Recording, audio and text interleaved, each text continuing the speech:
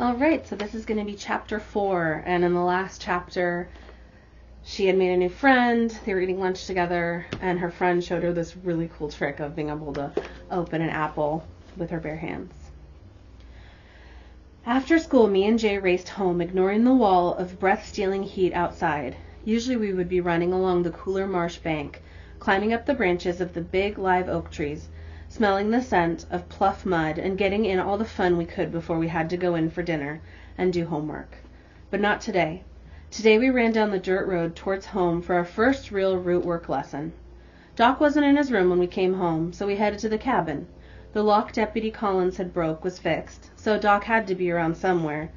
If he'd left his cabin door open, he couldn't be far away. We went back into the house to change out of our school clothes. For the first time ever, Gran wasn't home to greet us when we got home from school. My throat tightened up looking at the empty kitchen. It was so quiet in here. No pots banging around, no visitors chatting away at the table, no cold drinks or treats waiting for us. Next to me, Jay sighed. He put his arm around my shoulder and squeezed. "I miss her too," he said, reaching up to raise a window. So that's the hardest thing about loss is when you feel like you've kind of worked through it, but then something random reminds you of the person or pet that you've lost. For me, it's been whenever I drop food, I expect my dog to come running, but she's not here anymore. Or I was in Target, and I love Halloween so much, and there was an end display about Halloween dog stuff, and I thought I was over it, but clearly not. That's why we have to learn, so our memory isn't gone forever. I took a deep breath in and held it until my head felt light as a balloon. Then I finally let it out in a big huff, even if it means I have to deal with those snotty new girls at school. Letty's never going to quit when she finds out I'm learning root work. Jay frowned. "Somebody bothering you, Jez? Need me to—" "No, it's okay." I gave him a squeeze back. "Let's get changed and find Doc." Seconds later, we were sitting in the yard watching the chickens peck for corn and bugs. Doc wasn't anywhere to be found. "Do you think he forgot?" I asked my brother. Before Jay could answer, the door to the cabin swung open and Doc stomped out. He brushed dust off his clothes and placed a huge rock in front of the cabin door to keep it open. "Where'd he come from? We just looked in there," Jay said, pointing. When Doc saw us there in the front yard looking at him, he jumped like he'd seen a ghost from one of Gran's stories. "What are y'all doing out here?" "Waiting on you," I said. "Me?" "Yeah," Jay piped up. "You know, lessons?" "Oh, I got busy and clean forgot we were going to do that today." I was about to be disappointed when I noticed his eyes sparkle. He was teasing us. "First things first, y'all two need to look out for each other when you're working roots. Don't let Jezebel go off by herself, Jay." When Jay agreed, Doc pointed a finger at me. "And you know better than to leave your brother anywhere." "Yes, sir," I said, saluting him. "Now that's clear. Come on in here with me." Doc's cabin was where he stored everything he and Gran used in their potions and powders. While they had sometimes let me and Jay write out labels and such, Doc had never let us spend much time in the cabin. My heart beat faster just thinking about all the secrets and mysteries waiting for us inside. "Wow," Jay said. "Doc's supplies had started running low when Gran got sick, but he must have been busy restocking his products. The pine shelves smelled sweet and clean, like they were fresh cut, and were filled with bottles and jars of roots and dried flowers. A table covered in carved wooden bowls and a handful of branches stood in the middle of the room. Bundles of herbs tied with the tan string hung from the ceiling. Mixed up with the scents of Doc's and Gran's handmade potions, the whole place smelled like spice-filled woods after a hard rain. I could see dust-covered jars pushed towards the back of the top shelf. I stood on tiptoe, and my fingers were barely able to reach the shelf at all. I jumped and got a quick look at them, but it was difficult to see in the sunlight filtering through the cabin's windows. Were they hidden back there by accident or on purpose? "I've never let you two in here much before because I didn't want you getting into anything." Doc took a deep breath. "Just because we're going to start working in here doesn't mean I want you coming in here on your own. That clear? I usually leave the door unlocked during the day because I'm going in and out all the time, but the last thing I need is y'all fooling around in here by yourselves." "Fooling around doing what?" I asked. "Anything," he said, running his finger along the row of shelves. "Twins in this world got more to worry about than normal people." I put my hands on my hips. "You saying we ain't normal?" You ain't, Jay said, his nose squinched up. I hit him in the scrawny arm. He yelped and pushed me. Since he put all his weight behind it, I stumbled and banged my shoulder on Doc's work table. Stop it, y'all. Doc's voice cut through our fighting. See? This is what I'm talking about. You need to work together. A carved wooden box stood on a shelf pushed back behind a round basket woven from the black and green telephone wires. Doc took down a box and showed it to us. When I peeked close, the carvings were of water and ocean waves, but I couldn't see any way to open it. There were no hinges or locks or anything. Doc held the box close to his chest and opened the lid, almost as if by magic. He showed me and Jay the inside. Lots of long, twisty vines lay on a checkered handkerchief. These are called devil's shoestrings. They're one of the most important ingredients for protection spells. I reached out and touched on the strings. They felt dry, but when I pressed one, the shoestrings bent easy as a honeysuckle vine. Ugh, Jay said, peeking into the basket. They're all dark and ugly. Doc set the box down on his work table. One thing I need you kids to understand, and I want you to listen real close now. He tilted his head and looked at us through one eye like a bird. The air in the cabin felt like it was vibrating, moving around me. Dark is not ugly. Get that out of your minds right now. His voice was stern, but the look on his face was gentle. You are both black, and your mama taught you to hold your heads up and be proud. You're Turners, and that comes with a legacy. What's a legacy? Jay asked. Something from your parents and grandparents, I said. And even farther back than that, Doc said. Rootworking and magic has been in this family for over 300 years, maybe longer in some other way or another. Doc rubbed his palms together, the sound of his rough skin like sandpaper. So that was your first lesson in rootwork? That's it? Jay stuck out his lower lip. He looked so funny when he pouted, and I couldn't hold in my laugh. I thought we were going to actually do something. We can't always do fun stuff. I crossed my arms over my chest and glared at Jay. It's like math. We have to learn the principles first. I'm up to it. Are you? Jay threw his hands up in the air. I'm here, ain't I? All right, you two. Doc looked at us thoughtfully. There is something I need help with if you think you're up to it. Something very important. We're going to lay down some protection for this house. Didn't Gran used to do that? Jay said. She did, but some of her magic is fading now that she's gone. Doc went clunk-clunking around in some of the boxes stacked in the corner of the cabin. Since we have a lot more to worry about right now, I think it's best we set some protection that will last a long time and only need touching up once in a while. Doc removed something that looked like a big metal key from a basket and handed it to Jay. Then he pointed to a new can of paint on the bottom shelf. Jay, open that up there. Jay lifted the can of paint with both hands and dragged it to the floor. He wedged off the lid with the metal key and then peeled off the thick, dried skin covering the white liquid underneath. Now, Jez, you pour this in drop by drop into that can of paint there. Doc pressed a small bottle of blue liquid into my hands. Keep adding drops until it gets to be haint blue. Haint was the word Gran had used in her stories to mean ghosts or spirits of people and things that hadn't moved on from our world to the next. Even though it was an old word, Mama and Doc used it sometimes too. Haint blue is the color ghosts and spirits hate most. Doc continued. It reminds them of the big salt. That's the ocean. Since ghosts can't cross water, they stay away from the color. Okay, I tugged on one of my pigtails. I had a hair ribbon that was haint blue, but Mama only let me wear it on the Sundays we went to church. I knew the color was special, but not like this. Then what do we do with it? I asked. We paint the house. When we just stared at him, Doc laughed. I never said root work wasn't real work. He lit his pipe, and the scent of tobacco and dried peaches started to cover the smell of spice and wood from the cabin. He pulled devil's shoestrings out of the basket one by one, then started to braid them in a circle. Now get that paint mixed. I carefully added the liquid Doc had given me, and Jay brought a new paint stick over and went to stir it all up. We're supposed to do that together, I told him. Let me hold part of it. Ain't long enough for you to hold it and pour in those drops at the same time. I'll go first, then you can stir when there's enough liquid in. He sank the stick into the paint, and the blue rose to the top. No, you'll do it all and not leave anything for me. Stirring paint was one of my favorite things to do. I loved it when the separate colors would come together all smooth into brand new shade. I will so. You need to wait, Jezzy. He yanked back on the stick. At the same moment, I decided that he was right and I should trust him and wait. The stick flew up, catching against the lip of the paint can, flinging huge blobs of light blue paint all over the inside of Doc's cabin, and all over me and Jay, too. My favorite denim dress with pockets big enough to hold my doll, a peach, and anything I found on the marsh while I was running around, was ruined. A line of paint slid down Jay's dark cheek, headed towards his chin. He wiped at it with the back of his hand, and it smeared into a chalky, ashy smudge that ran along his arm as well. Mama was going to kill us dead.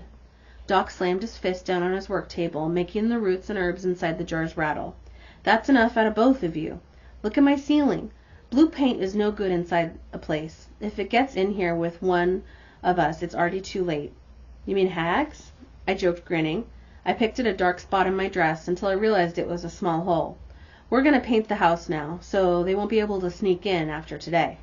"I'm glad to hear you both remember those stories." Our uncle returned his attention to his table, brushing aside stubborn gnats as he scraped bark from a twisted blackened branch and put it in a jar. They were a warning to keep you safe. There's worse thing than hags out there." "Like what?" Jay asked. "Deputy Collins," I whispered. Doc got a faraway look in his face, like he did when he was listening. Soon I heard it too. Footsteps. Someone was coming up to the cabin. A knock sounded on the door. We looked up as a light-skinned man with a pencil-thin mustache and tired eyes stuck his head in. He held a beat-up fishing hat in his hands, crushing it in his trembling fingers. "Begging your pardon, Doc, you got time to crack teeth some? To ease my heart a bit?" Doc smiled at the man. "Mr. Benjamin always got time to talk with you. Sit yourself down here." I didn't think Mr. Benjamin was that old, but he looked weary. "Sorry I didn't make it to your ma's service, Doc. I just couldn't take no more." Doc pulled a stool from under the table and sat next to the man. He placed a comforting hand on the man's shoulder. "Don't you apologize. No, sir. Your own loss is still fresh on your heart." "What happened, mister?" I asked. Doc gave me a sharp look. "Jezebel." But Mr. Benjamin held out a hand. "That's all right. Gotta speak on it sometime." The man turned to me and said, "I lost my daughter a month back. She got real sick, and then she died." "I'm sorry," Jay said. "I'm sorry, too," I told him. "I wish we could help." The man's light brown eyes looked watery and sad, but he smiled at us. "You two learning from your uncle how to work the roots?" We both nodded. "Then maybe someday you will." That's all part of what we root workers do. Doc pushed aside the ingredients littering his table to make room for the man to lean on. Not everyone needs a potion or a spell. Sometimes they just need someone to listen. And since Mr. Benjamin wants to talk grown people's business, you scoot on out of here. Better get on with the painting. I already scraped off the old flaking paint from the wood. You do the bottom of the house up as high as you can reach, and I'll be there after I finish talking with Mr. Benjamin to do the rest. We hurried back to the house and greeted Mama where she stood at the kitchen sink. She was up to her wrists in soap suds and called out to us to be careful as we whizzed back outside. We picked out a spot around the back of the house and dipped our brushes. "Sorry I got angry about the paint," I said, as I pushed the brush back and forth over the cracking wood slats of the house. Jay was quiet for a moment, slapping the paint-swollen brush messily. "Yeah, me too. I guess I didn't figure we'd be painting a house as a root lesson." "Me either." With my bare fingers, I wiped off a drop of paint from my arm. Remember when Daddy used to do things like this? Painting, mending stairs, patching the roof? Jay nodded. Somewhere way far back in my mind, I remember Daddy being around to do those things. Then one day he went out to work and never came home. We didn't even know why he left us. When we thought we might be forgetting him, me and Jay built him in our minds, from scratch. I'd remember how tall he was, and Jay would remember his deep, rumbly voice. He could even imitate him, telling some of his jokes, while I remembered his eyes were turned down at the outside corners and a deep brown like springtime mud. At first we thought it would be enough to keep us going until he came back. Back then, we wanted it, expected it, to happen every day of the year. Then it slowed down to only special days, like Christmas and our birthday. Now we didn't expect it at all, but we wondered all the time where he was and if he missed us too. I thought about all this as I painted, and since Jay was quiet, I figured he was thinking about Daddy too. We painted and painted as the sun dipped lower in the sky. Too soon Mama stuck her head out of the front door. "Kids' time for dinner." "Aw, Mama, we're almost finished," Jay whined. "Don't you Mama me. You were nowhere near finished," and she swatted away some gnats with a dishcloth. "And just look at the paint on your clothes." "We were getting there," I said, hoping the paint would come out with a little turpentine. But we put the lid on the paint, dumped our brushes into a jar of paint thinner Doc had set out, and marched up the porch. And we didn't even get the chance to play outside. Well, that's what happens when you have school, homework, and root lessons. Mama smiled like she knew we would complain. You sure you still want to keep up with these lessons of Doc's? I pushed my lips out so Mama would see I knew that she was doing. Yes, ma'am, I said, I'm sure. Okay, then, get in here and get cleaned up for dinner. She tugged one of my curls. How's your first day in the new class? Good and bad things happened today, I said, but mostly good. I'm glad to hear that, Jessie. Me too. And then I smelled the chicken roasting and ran off to get washed up. If I didn't hurry, Jade grabbed both of the chicken wings for himself. The sun was finally starting to set by the time we ate dinner, did homework, gathered eggs, and got our clothes ready for school the next day. Mama sent Doc off to find her some new palmetto to make tea. I washed the empty glass jars Mama's customers brought back, and Jay dried them. Mama had just made wild strawberry jam. The big metal pot sat on the counter covered with muslin cloth to keep the bugs off while it cooled. She had a basket of okra on the counter, waiting to be pickled next. Mama, when you make teas with plants, isn't that root work? I asked. No, Missy, it isn't. Mama lifted the corner of one of the muslin cloths and stuck a spoon into the jam. I didn't want to make her angry, but I wanted to know the difference. I leaned against the two big boxes on the counter, sticking my finger in the diamond-shaped spaces between the rows and rows of empty jars inside. How come? I asked. Yeah, Jay asked, mashing his finger into the soft beeswax Mama used to seal her jars. Doc boils teas too. Because root work takes intent, and all I'm intending to do is make myself a drink, not throw hexes or fix somebody's condition. Mama put the back of the spoon, covered with jam, against her bottom lip. Now those jams are cool enough. You both get to filling up those jars.